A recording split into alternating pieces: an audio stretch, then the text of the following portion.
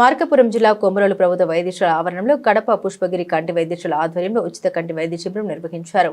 పుష్పగిరి కంటి వైద్యశాల director doctor Amarnath Reddy ఆదేశాల మేరకు ఈ శిబిరాన్ని ఏర్పాటు చేశారు.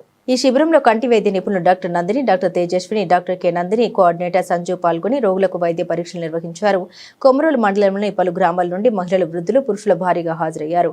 ఈ సందర్భంగా మొత్తం 80 మందికి కంటి పరీక్షలు నిర్వహించగా అందులో 40 మందికి శుక్లాల క్యాటరాక్ట్ ఆపరేషన్ చేయాల్సిందిగా సూచించారు. మరో 20 మందికి ఉచిత కంటి అద్దాలు ఇవ్వనున్నట్లు డాక్టర్ నందిని తెలిపారు. మిగిలిన వారికి సాధారణ వైద్య పరీక్షలు నిర్వహించారు. డాక్టర్ నందిని కోఆర్డినేటర్ సంజు మాట్లాడారు. గత 6 నెలలుగా ఇచ్చిన మాట ప్రకారం ప్రతి నెల 6వ తేదీన కొమరోల్లో ఉచిత మెగా వైద్య శిబిరాలు నిర్వహిస్తున్నామని తెలిపారు. శుక్లాల ఆపరేషన్ అవసరమైన పేద రోగుల్ని ఆసుపత్రి బస్సులో తీసుకెళ్లి ఆపరేషన్ అనంతరం తిరిగి గ్రామాలకు తీసుకొచ్చే ఏర్పాట్లు చేస్తున్నామని తెలిపారు.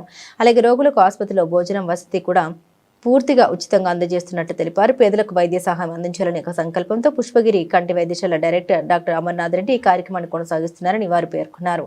ఈ కార్యక్రమంలో మండలానికి చెందిన పలువురు మహిళలు, పురుషులు మరియు స్థానికులు పాల్గొన్నారు.